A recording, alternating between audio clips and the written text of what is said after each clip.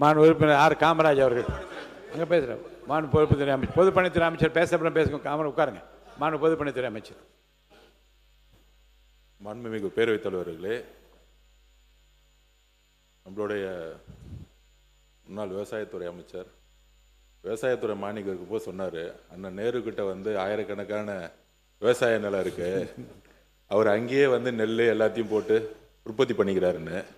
ஆனால் ஒரு பரம ஏழையாக இருக்கக்கூடிய மாதிரி அண்ணன் வந்து ரேஷன் கடையில் தான் அரிசி சாப்பிட்றாருன்னு ஒரு தகவல் இன்னைக்கு தான் அது தெரியுது. அதனால அதாவது என்னுடைய பதிவு நான் முடிச்சிடுறேன், நீங்கள் பேசும்போது நான் முடிச்சிடுறேன். எதற்கு சன்னக நெல் அரிசிக்கு அதிகமான ஊக்கத்தொகையும் பொது ரக அரிசிக்கு எதுக்கு விலை கம்மியும் அப்படிங்கிற ஒரு விவாதம் நம்முடைய முன்னாள் உணவுத்துறை அமைச்சர் வந்து ஒரு பதிவு பண்ணார். மாண்புமிகு முதலமைச்சர் மூத்த அமைச்சர்களை ஒரு 8 அமைச்சர்களை கூப்பிட்டு விவசாய சங்கங்களை வந்து சந்திக்க சொன்னார். நம்முடைய கம்யூனிஸ்ட் தோழர்கள்லாம் இருந்தாங்க. ஸோ அங்கே விவசாய சங்கங்களோட பேசிட்டு இருக்கும் பொழுது அப்போ ஒரு கோரிக்கை கொடுத்தோம். உணவுத்துறையில் ரேஷன் சிஸ்டத்தில் அரிசியோடைய நான் சிறு வயதிலேயே பிஹெச்ல இருக்கும் பொழுது ரேஷன் கடையில் போய் அரிசி வாங்கி சாப்பிட்ட குடும்பம் தான் என்னோட குடும்பம். அப்போ சாப்பிடும்போதே அரிசியோடைய அளவு வந்து எப்பயுமே பெருசாக இருக்கும். அதோடைய கலர் வந்து பார்த்தீங்கன்னா நம்மளுடைய எல்லார் வீட்லையும் இப்போ நம்ம சாப்பிடக்கூடிய அரிசி நிறைய பேர் சில சட்டமன்ற உறுப்பினர்கள் ரேஷன் அரிசி சாப்பிட்றான்னு சொல்கிறாங்க. நம்ம அது தனிப்பட்ட இது நான் போல. பெரும்பாலும் இங்கே இருக்கக்கூடிய சட்டமன்ற உறுப்பினர்கள் தன்னுடைய மனசாட்சிப்படி தெரியும் யாரும் ரேஷன் கடையிலேருந்து அரிசி வாங்கி சாப்பிட்றதில்ல. பெரும்பாலும் நான் இதுதான் உண்மையை தான் நாங்கள் உண்மையை பதிவு பண்ணுறோம். இங்கே வந்து மக்கள் என்ன நினைக்கிறாங்கிறத உண்மையை நம்ம பதிவு பண்ணணும். இதில் வந்து இந்த ஆட்சி அந்த ஆட்சி போன ஆட்சி 50 வருஷ ஆட்சி பற்றி பதிவு பண்ணல. இன்னைக்கு இருக்க நிலைமை என்னங்கிறத மாண்புமிகு முதலமைச்சருடைய கவனம் போய் சென்ற பிறகு அப்போ விவசாயிகள் சொன்னாங்க, நாங்கள் வந்து எங்களுடைய பயிரை மாற்றணும்னா நீங்கள் வந்து சன்ன நகர்களுக்கு வந்து அதிகமான ஊக்கத்தொகை கொடுங்க அப்படின்னு பதிவு பண்ணுவோம். மாண்புமிகு முதலமைச்சர் திருப்பியும் ஒரு விவாதம் நடந்துச்சு. அப்போ மாண்புமிகு முதலமைச்சர் சொன்னார், மற்ற ஆட்சிகள்லாம் விட்டுருவோம், நம்ம ஆட்சியில் கொடுக்கக்கூடிய அரிசி சன்ன நகர் நெல்லாக நம்ம கொடுப்போம், அரிசியாக கொடுப்போம் மக்களுக்கு. நம்ம ரேஷனில் கொடுக்கக்கூடிய அரிசியை அனைத்து ரேஷன் கடையில் வச்சிருக்கக்கூடிய எல்லா மக்களும் முக்கியமாக தாய்மார்கள் வாங்கிட்டு போகக்கூடிய அரிசி அவங்க ஒரு அண்ணனா ஒரு அம்மாவுக்கு ஒரு அரிசி கொடுக்குற இடத்துல அவர் சொன்னது, நம்ம கொடுக்குற அரிசியை அவங்க வீட்டில் சாப்பிடக்கூடிய அரிசியா மாற்றணும் சொன்னது எங்களுடைய முதலமைச்சர். இது உண்மை. இதற்கு தான் சன்ன நகர் நெல் அரிசிக்கு அதிகமான ஊக்கத்தொகை கொடுத்து டெல்டா மாவட்டங்களில் இனி வரும் காலங்களில் பொது ரக நெல்லுக்கு பதிலாக சன்ன நகர் நெல்லை வந்து பயிரிடணும், அவங்களுக்கு ஒரு ஊக்கம் கொடுக்கணும். அவங்க பயிரிட்டாதான் அதை வந்து நம்ம கரெக்டாக வந்து ப்ரொக்யூர் பண்ணி மக்களுக்கு ரேஷன் கடையில் கொடுக்க முடியும். ஏன்னா அவங்க அதிகமான வந்து உற்பத்தி வந்து பொது ரகம் பண்ணிட்டாங்கன்னா ரேஷனுக்கு வந்து நம்ம சரியான நெல்லை அரிசி கொடுக்க முடியலங்கிறதுக்காக தான் சன்ன நெல்லை வந்து உற்பத்தி அதிகப்படுத்துறதுக்கு தான் இதை பதிவு பண்றோம். உண்மையாக சொல்லுகிறோம், தாய்மார்களுடைய வழியிலிருந்து சொல்றோம். இன்றைக்கு அதை மாற்றக்கூடிய ஒரு அரசாக 90% இன்றைக்கு அந்த அரிசியை வாங்கி யாரும் சாப்பிட்றதில்ல. இட்லி மாவு யூஸ் பண்றாங்க. அண்ணன் சொல்ற மாதிரி முன்னாடி நிறைய கடத்தல் நடந்துட்டு இருந்துச்சு. இதெல்லாம் தடுத்து ஆந்திராவுக்கு போயிட்டு இருந்துச்சு, கர்நாடகா போயிட்டு அதை தடுத்து நிப்பாட்டி இன்னைக்கு வரக்கூடிய காலத்தில் சன்ன நகர் நெல்லை வாங்கி அதை கரெக்டா ஸ்டோரேஜ்ங்கிறது கிடையாது. இது இந்த அரசு அந்த அரசு சொல்ல வரல. அதிகமான உற்பத்தி வரும் பொழுது தார்பாயை மூடி அப்படிதான் நம்ம ஸ்டோரேஜ் பண்ணி வச்சிருக்கோம். 30-40% தார்பாயை தான் மூடி வச்சிருக்கோம். அப்ப ஸ்டோரேஜை உருவாக்கக்கூடிய இடத்துல நம்மளுடைய உணவுத்துறை அமைச்சரும் சரி விவசாயத்துறை அமைச்சரும் சேர்ந்து வந்து தனி திட்டங்களை கொண்டு வந்துட்டு இருக்காரு. ஆனால் 70% 80% இன்னைக்கு ஒவ்வொரு வீட்லையும் தாய்மார்கள் அரசு கொடுக்கக்கூடிய அரிசியை சாப்பிடுறதுங்கிறத உண்மையான சர்வே ரிப்போர்ட். இந்த உண்மையை மாத்துறதுக்காக தான் இந்த சன்ன நகர் நெல்லுக்கான அதிகமான ஊக்கத்தொகையை முதலமைச்சர் அவர்கள் அனௌன்ஸ் பண்ணியிருக்கார். ஆனால் உணவுத்துறை அமைச்சர் ஏதோ சொல்லணும். பேரவைத் தலைவர்களே, நம்ம முன்னாள் அமைச்சர் 2 பேரும் கே நேரு சாரும் இவர் சொல்லியிருந்தாங்க, எங்கேயுமே எங்கள் ஆட்சிகள் நினைவே இல்லைன்னு.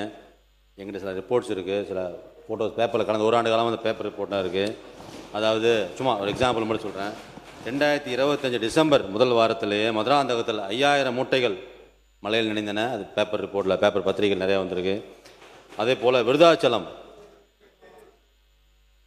பத்திரிகை நேராக விவசாயி சொன்ன செய்தி தான், எங்கேருந்து போடலை. விருதாச்சலத்தில் 5000 நெல் மூட்டைகள் அதே பேர் நினைஞ்சிருக்கு. ஜனவரி 2025 அதில் சிவகங்கை மாவட்டத்தில் இளையான்குடி கொள்முதல் தாமதத்தால் விவசாயிகள்லாம் ரோட்டில் வந்து போராடினாங்க. 2026 பிப்ரவரி மாதத்தில் சேத்தியாத்தோப்பில் சுமார் 1 லட்சம் நெல் மூட்டைகள் தேக்கமடைந்து, எங்கேயும் குடோன் இல்லை, ஸ்பேஸ் இல்லை, லாரி இல்லைன்னு சொல்லி தேக்கமடைந்தது. அங்கேருந்து மூவ் பண்ணாங்க.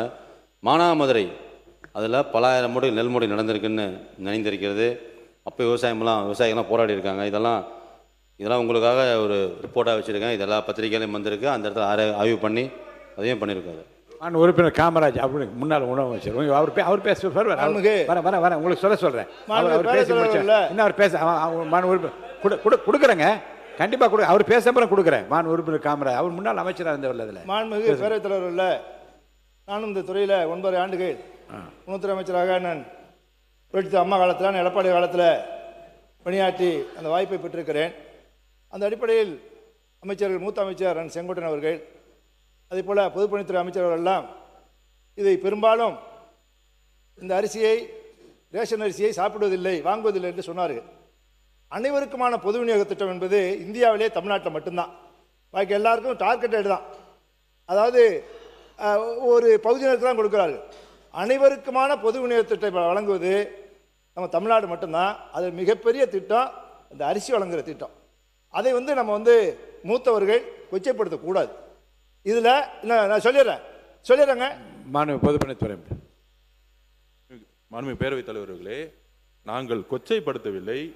இந்த அனைத்து திட்டங்களும் எந்த ஆட்சியில் கொண்டு வந்தாலும் அதுல நல்லது இருக்கு, அதை நாங்கள் யாரும் கொச்சைப்படுத்தவில்லை. ஆனால் இன்னைக்கு இருக்கக்கூடிய உண்மையான பிரச்சனைகளை இந்த சபையின் முன்பு பொதுமக்கள், முக்கியமாக தாய்மார்கள் பக்கத்தில் இருக்கக்கூடிய வழிகளை நாங்கள் அதை எக்ஸ்பிளைன் பண்ணிட்டு இருக்கோம். முக்கியமா அதாவது நான் ஒன்று பதிவு பண்ணிடுறேன். அதாவது இலவச மருத்துவமனை இருக்கு, இலவச கல்விகள் இருக்கு, இலவச அரிசி இருக்கு. ஆனால் இங்க இருக்கக்கூடிய மந்திரிகளோ, இங்க இருக்கக்கூடிய சட்டமன்ற உறுப்பினர்களோ இலவச மருத்துவமனைக்கு போனது கிடையாது, இலவச கல்வி நிலையங்களுக்கு போனது கிடையாது, இலவச அரிசியை நம்ம சாப்பிட்டது கிடையாது. இலவசம் என்பது நம்ம பயன்படுத்துகிற மாதிரி இருக்கணும். எல்லோரும் சமம் நினைக்கக்கூடிய ஒரு அரசா இருக்கு. இது வரைக்கும் எந்த அமைச்சர் போய் ஒரு ஃப்ரீயா இருக்கக்கூடிய ஹாஸ்பிட்டல் போய் படுத்திருக்கிறாரு?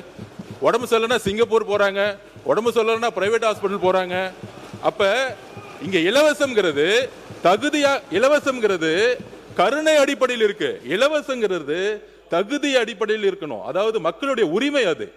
அது நம்ம கருணை அடிப்படையில் கொடுக்கக்கூடிய அரசு எங்களது கிடையாது. இதெல்லாம் இலவசம்ங்கிறது வார்த்தையே தவறு.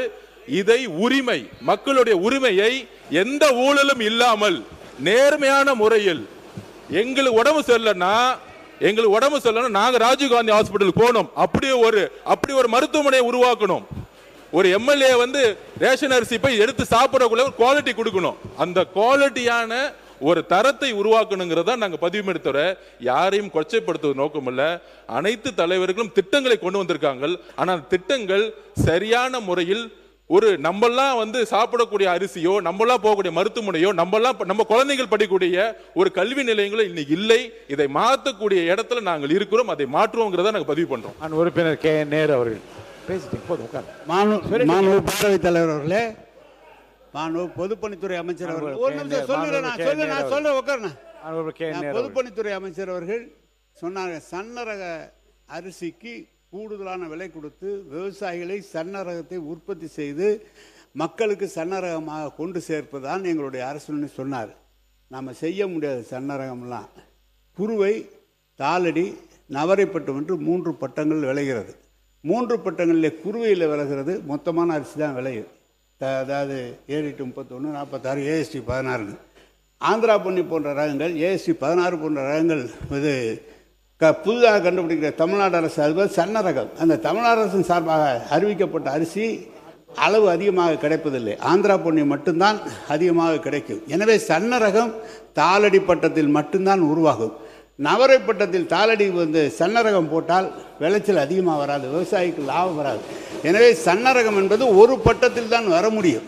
நீங்கள் நினைப்பதை போல வெளியிலேருந்து வேணால் வாங்கலாம், நீங்கள் சன்ன ரகத்தை வாங்கி வேணால் கொடுக்கலாமே தவிர விளைவிக்க முடியாது. இதுதான் அரசியலில் நம்முடைய பொதுப்பணித்துறை அமைச்சர் சொன்னார். ஆயிரக்கணக்கான ஏக்கர் நிலம் வச்சுருக்காங்க.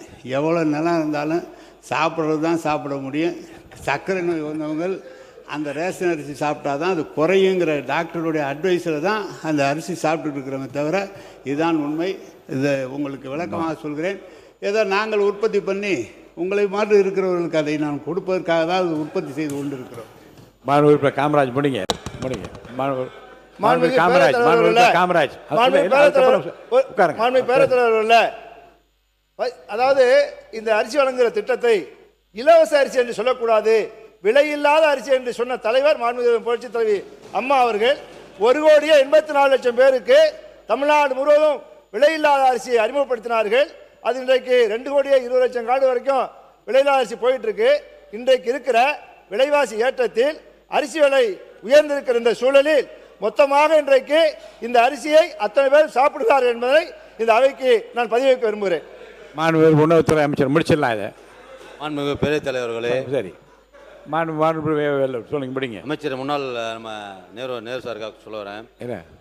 இதுவரைக்கும் செப்டம்பர் 2025 ஆகஸ்ட் 2020 இன்று வரை ப்ரொக்யூர் பண்ண நெல் கிட்டத்தட்ட 64,52,401 மெட்ரிக் டன் நம்ம ப்ரொக்யூர் பண்ணியிருக்கோம் விவசாயிட்டேருந்து.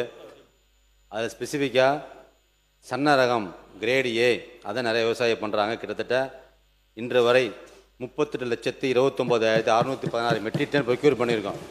அதே காமன் நீங்கள் சொல்கிற மோட்டார் ரகம் காமன் வெரைட்டி 26,22,750 மெட்ரிக் டன் தான் வாங்கியிருக்கோம். இன்னைக்கு விவசாயிகளே அதிகப்படியான நெல் நம்ம ஏன் அது விலை அதிகமாக கொடுத்துருக்கோம் காரணமே கூட எல்லா விவசாயிகளும் ரெக்வஸ்ட் பண்ணதே எல்லாமே இந்த மோட்டார் ரகங்களை அதிகப்படியாக எங்களை விளைவிக்க முடியல, எங்கள் சன்ன ரகமாக இருந்தால் மக்களுக்கு கொடுக்க முடியுங்கிறதுனால கிட்டத்தட்ட காமன் 26 லட்சம் இருந்தது இந்த வருடங்கள். அதே காமன் வெறும் 38 லட்சம், கிட்டத்தட்ட 12 லட்சம் அதிகமாக இருக்குது. இல்லைங்கிறோம். இதில் காமன் வெரைட்டியை கூட மோட்டார் நம்ம கிரேடு ஏ 38 லட்சம் ப்ரொக்யூர் பண்ணிகிட்டு இருக்கோம். இனி வருங்காலங்களில் காமன் வெரைட்டியை விட்டுட்டு கிரேடு ஏக்கு அதிகப்படியான முக்கியத்துவம் கொடுத்து பிரைஸ் அதிகமாக கொடுத்துருக்காங்க.